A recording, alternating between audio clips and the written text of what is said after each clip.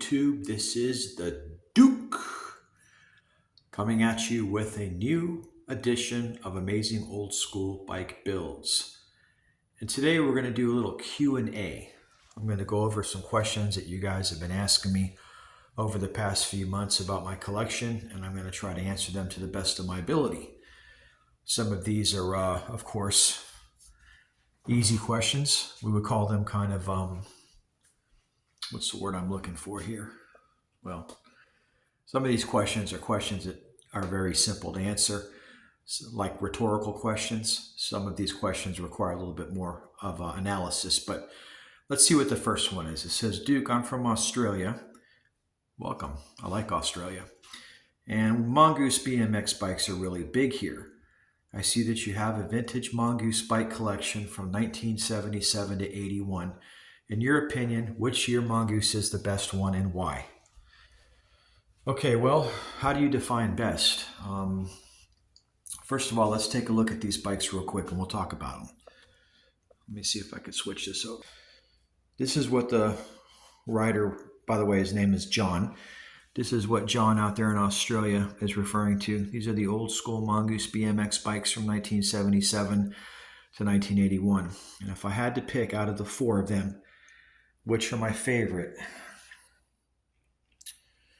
believe it or not, it's going to be this original 1979 black Moto Mag with tough wheel ones, because this bike is 100% original and it's a one-owner bike. And I bought it from the guy who owned this bike since he was 13 years old, and he's now 57. And it has the original black Mongoose pads. These are not repops. It's got the Ashtabula bars. It's got the Ashtabula stem. Okay, not this fancy double stem like I have on this Super Goose, you know, or like I have on this Team Mongoose, but just a very simple, bare bones, basic Mongoose. I like that bike a lot.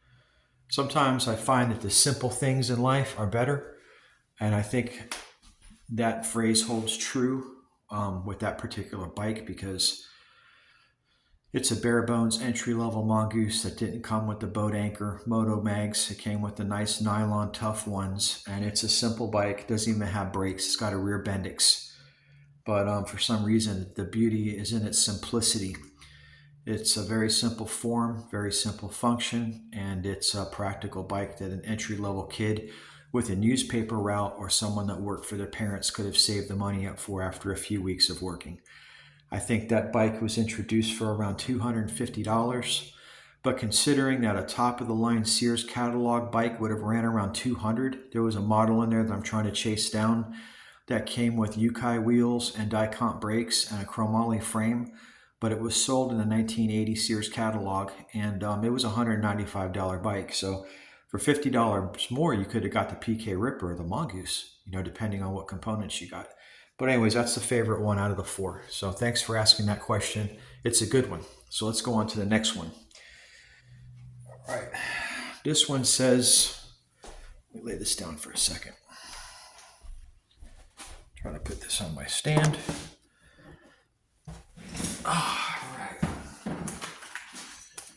All right, this one says, hey Duke, I'm from British Columbia, and I would like to know, out of your GT collection, which one of your GT Noras, here's another, which one is your favorite question.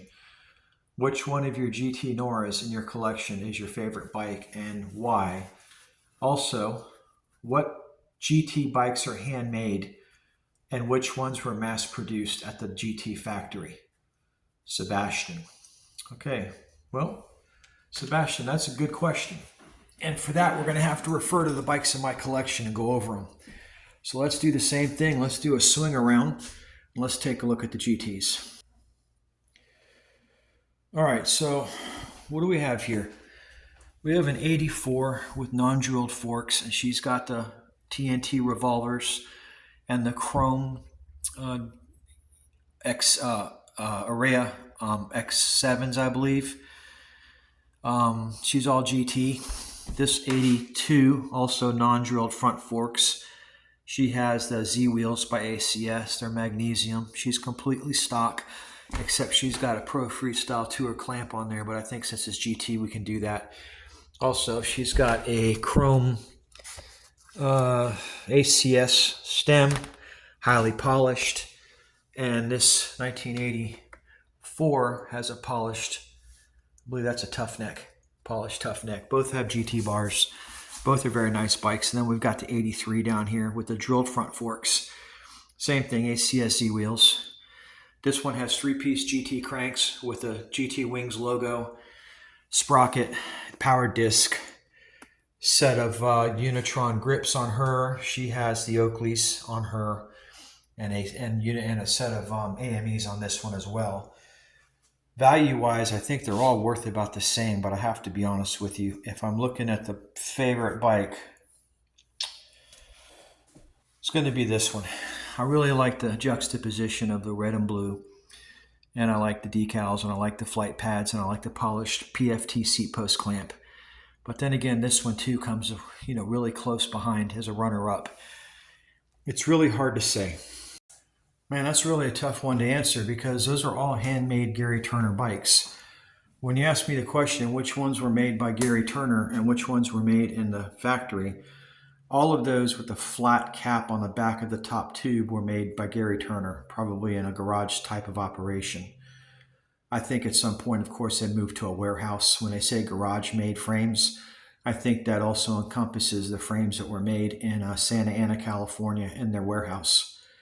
When these bikes got subcontracted overseas, beginning with the Interceptor, I believe that model went to Taiwan, as well as the lower-end Pro Performers. Not that they're any worse bikes, they just couldn't keep up with demand, of course. When you're performing a startup like GT and all these bikes back in the 70s and 80s, you know that when the demand is international and it's hitting millions of orders, there's no way possible that you can physically produce that many bikes. There just aren't enough welders in California working for any one company at that time that could TIG weld that many frames. So you have to outsource your work. And of course, the Taiwanese factories probably had hundreds of welders and they were able to meet quotas of thousands of frames and forks per day.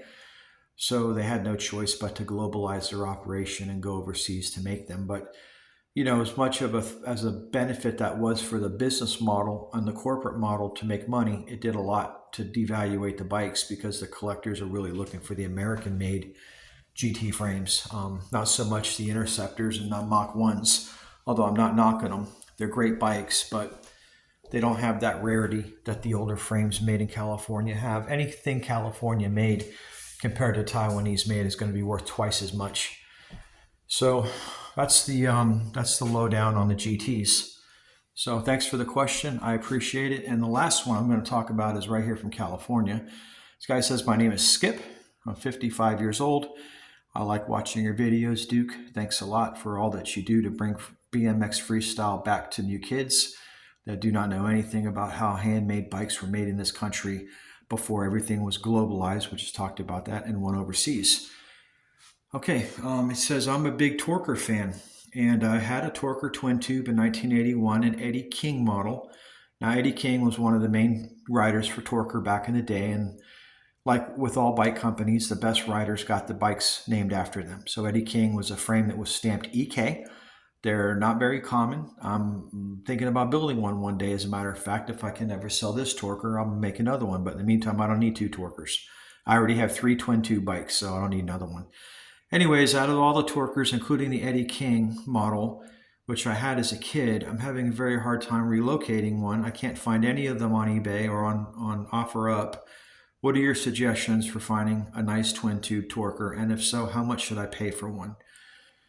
Okay, well, that's a good question. Torkers range anywhere I've seen from $1,000 to $3,000 based on the condition and the components. Everything is based on components. Everything is based on the cranks, the rims, the neck, the bars. I'm going to show you a few twin tubes in my collection, and we're going to talk about what differentiates them and makes one more valuable than the other. All right, so here's some twin tubes. Now, this is a twin tube copy of a Torker. This was made by a Kisu for a company called Supercycle. Very identical to a Torker frame, okay? probably won't find the difference, except the gusset in the front is a little bit different than the Torker model. Here's another version made by Norco. It's also a twin tube. I've done videos on both of these bikes. Now here's the real deal Torker. This is a Torker 280, or called a Torker 2. And it was made a little bit more for freestyle because they stretched out that rear platform to go beyond the seat post mast about 4 more inches, which you notice on these models, it drops directly behind the seat post mast. Okay, now you'll notice the welds on this frame are A+. These are A+ TIG welds. You notice with the Akusu made bikes, the welding is nowhere near as nice. This is some sort of argon gas or acetylene oxygen or oxyacetylene stick welding. It's nowhere near as precise as the arc welding on this bike frame. These welds are amazing. And I've done videos on all 3 of these bikes. And again, here's the difference in components. You've got ACSs and very high-end 3-piece profile cranks on the Torker. And on these bikes, you've got 1-piece cranks and much lower-end wheels and accessories.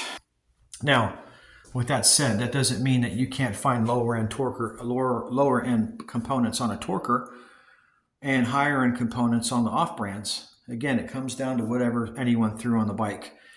So, of course, a Torker is going to be worth more in pristine condition like this example is in a roached out, rusted one.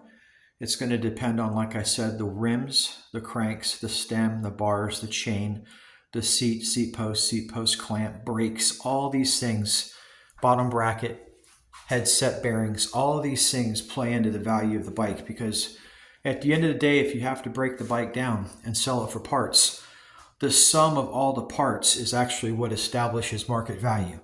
Because at the end of the day, if you can't sell the bike whole, you could always break that bike up and sell the parts on it and get what you wanted for the price of the bike whole or more. It's a very strange phenomenon. People are willing to pay $1,500 for a frame and fork, but you put the same bike up complete for $1,500, $1,600, $1,700, they don't want to buy it. And I say to myself, it makes absolutely no sense, because you're getting all these parts on top of the frame and the fork. Why not just buy the whole bike? But there's some people who do not want to fool around with breaking a bike down. They don't know how to break a bike down, and they don't know what to do with the extra parts anyway, so they're just looking for basically an entry-level frame and fork set, and they're willing to pay the same price that they would be for a completely made bike. So that question is really tough to answer. In other words, you can pay anywhere from $500 to probably $5,000, depending on what that bike comes with. If that was an Eddie King model that had those ACSE rims and that high-end stem and those wizard bars and those profile original 80s 3-piece cranks with the bottom bracket and the Dicomp MX 1000 brakes, I would think that would be a $3,500 bike all day long. Now, BMX has slowed down a little bit online. As with everything right now, it's like a rich man's game. If the guys out there have expendable money, they're buying these bikes up left and right if they're good deals, because people do know what a good deal is that buy these bikes. On the other hand, the people who are struggling to make ends meet, that had expendable money up until last year or the year before that, or possibly the year before that, when the COVID peak ended and all that stimulus money dried up, those people got out of the business, and they're now selling their bikes online for what they paid for them, or even sometimes less. So there's a lot of good deals to be made out there right now. Currently, there's 3 Torkers on eBay that I've seen, and they're all terrific buys, and I would have scooped one of them up. But as I've said in my other videos, I've got too many bikes in my inventory right now, and I don't need another Torker. But if you're into Torkers, they also have the Repop Torker that a company just brought back, and I believe that they're custom making these bikes, and they're offering them to people who actually want to have the real deal Torker, and they're made in a Taiwanese factory to the same specifications that Torker bikes were made for. And from what I see with the welds on the handlebars, forks, and bikes, the geometry is very similar, but they updated the geometry to have a different bottom bracket, different gearing system, like most of the new BMX bikes are made. There's going to be a different rake on the front fork. There's going to be a different rake on the top tube. The triangle geometry is going to be a little bit off, because the new geometry is an improvement to what we rode back in the 80s. Most of those bikes that we rode back in the 1980s had a lot of room for perfection. They were not perfectly designed bikes. These were crude, rudimentary bikes designed by gearheads who worked in the dragster scene and airplanes and top fuel, and aeronautics, and they decided to get into the bike business. Same story with GT, same story with Thruster, same story with Skip Hess with Mongoose. These guys are all involved in top fuel. And when BMX exploded, they decided, let's get the hell out of top fuel. Let's stop making wheels and chassis and roll cages and all this shit involved in chromoly framing for dragsters. And let's start kicking out some bikes, because when you can kick out a bike frame back in 1980, you make $100 a frame. And you're talking about 1,000 frames a month. You've got $100,000 a month business. And that bought a lot of nose candy and a lot of fun back in 1980. So a lot of these guys down there in the valley in California around Corona and San Bernardino and Santa Ana and Santa Monica and all this area down there, they started building bikes. And that's where Redline and Mongoose and GT and not Torker, maybe that was Northern California, but Cook. I mean, these guys all came out of that area. So that's 3 questions I have that I answered today, and I didn't want to make this video any longer than 10 minutes, but I see we're going a little bit beyond that. But this is the Duke, and I just wanted to answer some questions that some of my viewers were asking regarding Torkers, GTs, and Mongoose bikes, which in my opinion are the 3 best BMX bikes ever made, mass-produced. The difference between the Mongooses, GTs, and Torkers of today, well, I'm not going to include Torker because that has been brought back. But that has been brought back as a very high-end bike by a company that knows a lot about Torker's lineage and heritage. And they were able to bring that bike back. And instead of bastardizing the name Torker, they defended it and upheld it by making a bike that pays a very good tribute to the original. I would guess to say that new Torker is probably made better than the ones that were made 40 years ago. And I believe it comes in 24 and 26 inch as well. So you're not stuck riding around on a 20-inch kid's bike, because a lot of us 200 pounds plus can't ride a 20-inch bike anymore. And we need something bigger, The irony is people still want the 20-inch bikes though. They pay more for the 20s and the 24s, the 26s, and the 29s. So yeah, Torker's not part of that group, but Mongoose, unfortunately, and GT did at one point get purchased by other venture capitalists, and the names were exploited and the bikes were changed. And maybe not GT. GT always maintained that very high level of quality. I never saw a GT in a Walmart. I know that GT was always a nice high-end bike that you'd have to go to a bike store to build. Unfortunately, Mongoose became a low-end name. That Pon or Pacific Cycle took over, and they sold these things out of most retail stores, including Walmart. I'm glad that did not happen with GT and Torker, okay, but it did happen with Mongoose. And it's funny because I'll tell you this story real quick before we go. A lot of millennials will see my bikes for sale, and they're like, man, you're crazy, dude. You want $2,000 for a Mongoose bike? I can go to Walmart and I can buy that bike for $99. And I don't even bother explaining to them anymore what the difference is between a $99 Walmart bike and a 1979 Mongoose Motomag or Team Mongoose or Super Goose, because the fact is they're just not going to get it.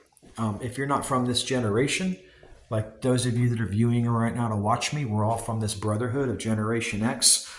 And if you weren't from that generation, man, you're just not going to get it. So I'm not going to sit here and try to explain to you 45 years worth or 50 years worth of heritage and 50 years worth of BMX history and try to convince you that this vintage BMX Mongoose is worth the money, but that department store piece of crap that you're going to buy is never going to be worth diddly squat ever, unless we have a nuclear event where we go back to riding bicycles, and then every bicycle is going to be worth its money in gold, its weight in gold. But unless short of something like the apocalypse occurring, you're not going to make diddly squat on any of these department store bikes that you buy. Never, because there's nothing that goes into them that has any value. You can't even get a chrome or nickel plated frame anymore. These frames are painted. These frames have foiling tape put on them to make them look like chrome. They have the most lowest end alloys that are pressed and just molded. And I mean, I don't think anything's heat treated, tempered, or forged. It's just all pot metal, chains, sprockets, handlebars, stems. These bikes are disposable. They're great bikes for your kid to learn to ride a bike on when he's 6 years old, 7 years old, 8 years old, 9 years old, hell, even up to 12 years old. They're great bikes for that purpose. If your kid's not competitively racing, there's no reason to buy him a competitive racing BMX bike. And you wouldn't want to buy your kid one of these bikes anyways to ride because they're too damn valuable. So, in a way, these department store bikes do serve a purpose. They do require the needs of people, kids to have bicycles. There is a demand, and they do fill the demand. And they fill the demand very economically. But at the same time, it killed these bikes from being produced. And you'll never again see these bikes ever in a bike store like we got to see growing up in the 70s and 80s in the great United States of America. When people say, what was so great about America? When we all talk about let's make America great again, they say, well, when was America ever great? You obviously never rode around on a Mongoose or a GT. You obviously never had a beautiful feathered hair American girlfriend walking around in Sergio Valente jeans and barefoot with beautiful hair. You obviously didn't see Star Wars or collect Star Wars figures, and you didn't look at the Sears catalog from the time you were 3 years old all the way till you were 13, circling pages of what you wanted your mom and dad to get you every year for Christmas. So obviously, if you didn't do those things, you're not going to know anything about America's greatness. I don't even need to go back to Vietnam and World War II and talk about what our veterans did to free the world from Stalin and Hitler. That's a different story for a different day. But that's going to wrap up this video, guys. This was a question and answer that I decided to do. This is going to be a series of new videos I'm going to do where I answer people's questions about BMX bikes. And I actually give you an example of what I'm talking about with the bike presently in my collection. If I have the bike, I'll be glad to do a Q&A on it and answer any questions I can and give you a visual example to refer to what it is that I'm talking about, because a lot of people are visual learners and it's much easier for you to see what I'm talking about through the camera than if I was just going to show you some kind of PowerPoint presentation or video on the screen like so many other video people do on here, who give great presentations on history of bikes and whatnot, put together a nice, collage of photos, but it's not the same as seeing the bike actually on camera, the real physical bike. And that's what I can offer you guys that most other people can't. They don't have these bikes in their collection. They just don't have them. So thanks again, guys. If you're new to the channel, I invite you to like or subscribe. In the meantime, this is the Duke reminding you all to stay rad.